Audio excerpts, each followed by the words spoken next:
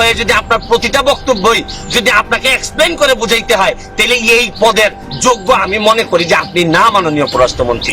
বরং তা আপনি মাননীয় পররাষ্ট্রমন্ত্রী হয়ে বাংলাদেশের মুখপাত্র, আপনি আরো ভালো কোনো পদ যদি থাকে, আমি মাননীয় প্রাইম মিনিস্টারকে বলবো যে উনারে আরো বড় যদি ভালো কোনো পদ থাকে, যেখানে সব মনে করেন যে সৈয়দ বংশের লোকজন থাকে, খুব ব্রাহ্মণ সম্প্রদায়ের লোকজন থাকে, ওই জায়গার দায়িত্বে উনারে দিয়ে দেন। কিন্তু সাধারণ মানুষ, নির্যাতিত নিপীড়িত মানুষের নেতা হিসেবে আমি মাননীয় পররাষ্ট্রমন্ত্রীকে বলবো যে যদি একটু শিকারও হয় তাহলে মাননীয় প্রাইম মিনিস্টারের কাছ থেকে শিখেন। আসসালামু আলাইকুম বন্ধুরা, আপনারা দেখছেন আরটি নিউজ। আজকে আমরা দেখাবো ব্যারিস্টার সুমন ওরফে এমপি সুমন পররাষ্ট্রমন্ত্রীকে কিছু গুরুত্বপূর্ণ কথা বলেছেন। তিনি সংসদে দাঁড়িয়ে সব মন্ত্রীদের সামনে সঠিক কথাগুলো তুলে ধরেছেন। সম্পূর্ণ ভিডিওটি দেখুন, বাকি আলোচনা করব ভিডিওটি দেখার পর। আমি যেহেতু পররাষ্ট্রমন্ত্রী ছিলাম, সেই জন্য আমাকে বলা হয়েছে সেই সম্পর্কে কিছু বলার জন্য। আমি আপনার আনন্দের সাথে বলতে চাই যে আমাদের বিভিন্ন রকম চ্যালেঞ্জ এসেছে, কিন্তু আমরা অত্যন্ত বঙ্গবন্ধুর সেই পররাষ্ট্রনীতি, সবার সাথে বন্ধুত্ব, কারোর সাথে বৈরিতা নাই। আর শেখ হাসিনার সম্পর্ক যে ট্রু ব্যালেন্স আপনার ফরেন পলিসি, এটা অর্জনের মাধ্যমে আমরা আমাদের সকল রাষ্ট্র তাদের সাথে সুসম্পর্ক আপনার প্রতিষ্ঠা করেছি। সৈয়দ সাইদুল হক 242 হবিগঞ্জ 4। আপনার সময় 5 মিনিট। ধন্যবাদ মাননীয় স্পিকার। শুরু করিতেছি মহান আল্লাহর নামে। প্রতিটা মানুষের জীবনে কিন্তু কপালে লেখা থাকে না যে উনি মন্ত্রী হতে পারবেন। খুব অল্প মানুষের কপালে লেখা থাকে উনি মন্ত্রী হবেন। আর এরকম ভাগ্য যাদের থাকে তারা মন্ত্রী হওয়ার পর, মন্ত্রী হওয়ার সাথে সাথে কিছু দায়িত্ব তাদের উপর অর্পিত হয়। Every achievement comes with a responsibility. আপনার জীবনের প্রতিটা অর্জনই কিছু না কিছু দায়িত্ব নিয়ে আসে। আপনি যখন একটা মন্ত্রী হিসাবে আসেন, তখন আপনাকে বুঝতে হবে যে আপনি কোনো অঞ্চলের মন্ত্রী না, আপনি সারা বাংলাদেশের মন্ত্রী। সারা বাংলাদেশের মানুষ, পৃথিবীর যে জায়গায় থাকে না কেন, এই সকল মানুষের মন্ত্রী আপনি। আর আপনি যদি কখনো পররাষ্ট্রমন্ত্রী হন, তাহলে ধরে নিতে হবে সারা পৃথিবীর মানুষের বোধগম্য হয় এরকম কথা আপনারা দিয়ে পৃথিবীর মানুষ আশা করে। আমাদের মাননীয় পররাষ্ট্রমন্ত্রীর একটু দৃষ্টি আকর্ষণ করতে চাই। আমার মাননীয় পররাষ্ট্রমন্ত্রী, আমি জানি যে উনার ভিতরে কোনো 2 নাম্বারই নাই, উনার ইন্টেনশনের মধ্যে কোনো 2 নাম্বারই নাই। কিন্তু আমার কথা হচ্ছে যে বারবার উনার বক্তব্য নিয়ে প্রবাসী এবং এই সরকার মুখোমুখি হবে কেন? আমাদের মাননীয় প্রধানমন্ত্রী জননেত্রী শেখ হাসিনা যেভাবে প্রবাসীদেরকে বিভিন্ন ভাবে সুবিধা দিয়ে প্রবাসীদের একদম কাছে নিয়ে আসার চেষ্টা করতেছেন, এই সময়ে মাননীয় পররাষ্ট্রমন্ত্রী যখন অর্ধেক বক্তব্য উনি বলতে চাচ্ছেন, আমি মাননীয় পররাষ্ট্রমন্ত্রীর কথা শুনছি, উনি বলতে চাচ্ছেন যে কেউ উনাকে টুইস্ট করে, উনার কথাগুলা টুইস্ট করতেছে। আপনি যখন প্রবাসীদেরকে বলছেন যে নবাবজাদা, আপনি কিন্তু বলতে পারতেন যে কিছু সংখ্যক প্রবাসী নবাবজাদার মতো আচরণ করেন। আপনি কিন্তু দেখেন, আপনার ভাই যখন সাবেক অর্থমন্ত্রী মাল মুহিত সাহেব যখন কথা বলতেন, উনি বয়স্ক মানুষ ছিলেন। অনেক সময় এই আপনি রাবিশ টাবিশ বলছেন, এগুলো মানুষ মেনে নিছে, কারণ উনি বয়স্ক মানুষ ছিলেন। কিন্তু আপনি যখন তার ভাই হয়ে, আপনি একজন শিক্ষিত মানুষ হয়ে যখন আপনি একদম জেনারেল ভাবে কথা বলেন যে প্রবাসীরা নবাবজাদা, তখন সব প্রবাসী তো আর আমার মতো ব্যারিস্টার না, আপনার মতো এরকম ফ্যামিলি থেকে আসে নাই যে আপনার সব এরকম বলিষ্ঠ কথা এবং লুকানো কথা, ভিতরের কথা সব স্বাভাবিকভাবে মেনে নিবে। প্রবাসীরা এমনি থাকে দুনিয়ার কষ্টে। প্রবাসীরা যেখানে নিজের দেশের বাইরে থেকে মানুষ একটু সম্মান আশা করে, মানুষ একটু সম্মানের সাথে কথা আশা করে। আপনি যখন বলেন যে প্রবাসীরা আসতে পারে, আপনি বিভিন্ন কথা বলছেন যে লাখের লাখ মানুষ আসবে। আপনি বলতে পারতেন যে আমাদের আইন বিচার ব্যবস্থার অবনতি ঘটতে পারে, আমাদের এই ধরনের সিচুয়েশনের অবনতি ঘটতে পারে। আপনি কিভাবে বলেন যে প্রবাসীরা এইভাবে আসলে এত মানুষ বেড়ে যাবে, চাকরি থাকবে না, আর শেষে একটা কথা লাগাই দিলেন, দিয়ে বললেন যে আমাদের চুরি চামারি বেড়ে যাবে। তো এর মানে কি?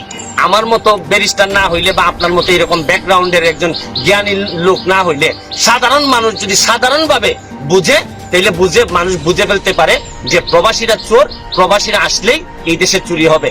তাইলে এই প্রবাসীদের কি সম্মানটা আপনি দিলেন? প্রবাসীদেরকে সম্মান শুধু মনের ভিতর রাখলে হবে না মাননীয় পররাষ্ট্রমন্ত্রী, আপনার মুখের মধ্যে দিয়ে প্রকাশিত হইতে হবে। আপনি খেয়াল করে দেখছেন, আপনি প্রতিবারই 1 মিনিটের একটা বক্তব্য দেন, এইটা বোঝানোর জন্য আবার 5 মিনিটের আবার আরেকটা বক্তব্য দিয়ে বলতে হয় যে না আমি এইটা বলি নাই, আমি এইটা বলি নাই। তা আপনি মাননীয় পররাষ্ট্রমন্ত্রী হয়ে বাংলাদেশের মুখপাত্র হয়ে যদি আপনার প্রতিটা বক্তব্যই যদি আপনাকে এক্সপ্লেন করে বুঝাইতে হয়, তাহলে এই পদের যোগ্য আমি মনে করি যে আপনি না মাননীয় পররাষ্ট্রমন্ত্রী। বরং আপনি আরো ভালো কোনো পদ যদি থাকে, আমি মাননীয় প্রাইম মিনিস্টারকে বলবো যে উনারে আরো বড় যদি ভালো কোনো পদ থাকে, যেখানে সব মনে করেন যে সৈয়দ বংশের লোকজন থাকে, খুব ব্রাহ্মণ সম্প্রদায়ের লোকজন থাকে, ওই জায়গার দায়িত্বে ওনারে দিয়ে দেন। কিন্তু সাধারণ মানুষ, নির্যাতিত নিপীড়িত মানুষের নেতা হিসেবে আমি মাননীয় পররাষ্ট্রমন্ত্রীকে বলবো যে যদি একটু শিকারও হয় তাহলে মাননীয় প্রাইম মিনিস্টারের কাছ থেকে শিখেন যে কিভাবে কথা বলতে হয়, কিভাবে মাননীয় প্রাইম মিনিস্টার দায়িত্ব নিয়ে সারা বাংলাদেশের মানুষের নেতৃত্ব দিয়ে যাচ্ছেন। আর আপনি উনার ক্যাবিনেটের হয়ে এই ধরনের বেফাস কথা, আপনার ইন্টেনশন ভালো, আপনার মনের ভিতর ভালো, কিন্তু মুখের কারণে আপনি কি এই প্রবাসীদেরকে আমাদের এই আওয়ামী লীগ এবং সরকারের মুখোমুখি দাঁড় করাই দিচ্ছেন না? আমি আপনাকে বলবো যদি কথা বলতে এরকম সমস্যাই হয়, আল্লাহর ওয়াস্তে কথা বললেন না। তাও মাননীয় প্রাইম মিনিস্টারকে এইরকম একটা দুর্যোগকালীন সময়ে কাজ করতে দেন। কাজ যদি নাও পারেন বাধা দিয়েন না। এই সরকারের এত বড় ক্ষতি করেন না। বহুত কষ্ট করে এই সরকার হাঁটি হাঁটি পা পা করে আগাচ্ছে। আবারও সবার জন্য শুভকামনা চেয়ে আমি আমার নিজের জন্য দোয়া চেয়ে যে আল্লাহ যেন কখনো এরকম পরিস্থিতির মুখোমুখি হইতে না হয় যে আমার এক বক্তব্যের জন্য আবার আমি বসে এক্সপ্লেন করতে না। মাননীয় পররাষ্ট্রমন্ত্রী জনাব AK আব্দুল মোমেন। মাননীয় স্পিকার, আপনাকে ধন্যবাদ। আমি বিসমিল্লাহির রহমানির রহিম। আমি প্রথমেই মাননীয় প্রধানমন্ত্রী শেখ হাসিনা এবং তার সরকার, আমাদের ইলেকশন কমিশন এবং তার সাথে যারা সম্পৃক্ত ছিলেন, পুলিশ বাহিনী, অন্যবিধ সবাই, এবং আমাদের দেশবাসীকে আমি বিশেষভাবে কৃতজ্ঞতা অভিনন্দন জানাতে চাই।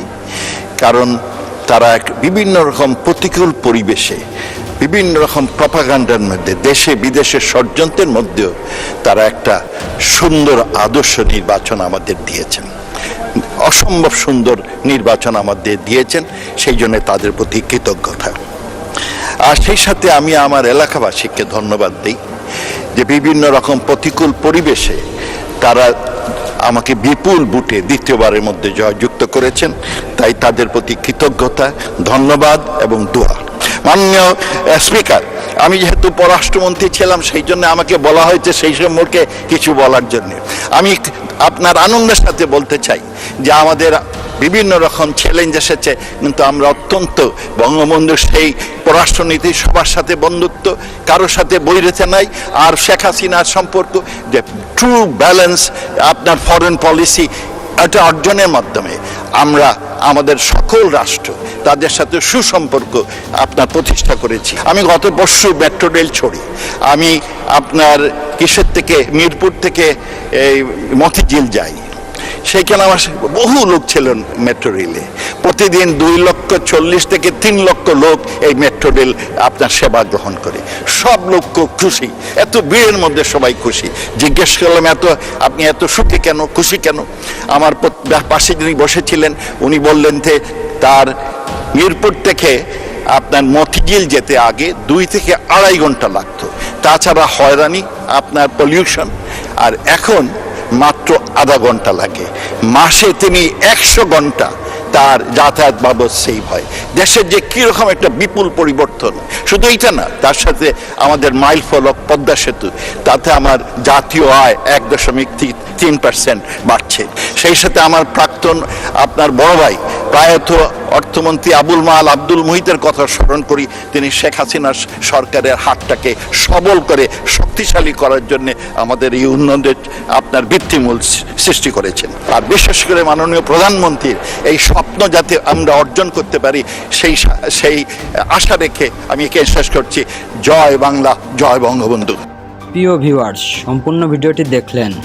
ব্যারিস্টার সুমন এবং মাশরাফি বিন মুর্তজা, এই দুইজন সংসদ সদস্য বাংলাদেশের জন্য অনেক ভালো কাজ করেছেন এবং সেগুলো ভিডিওর মাধ্যমে বাংলাদেশের মানুষের সামনে তুলে ধরেছেন। আমি তাদেরকে মন থেকে দোয়া করি এবং এরকম প্রত্যেকটি মন্ত্রী, এমপি যদি তাদের কাজগুলো জনগণের সামনে তুলে ধরেন তাহলে জনগণ সচেতন এবং সঠিকভাবে পথ চলতে পারবে। বাংলাদেশ হবে সোনার দেশ।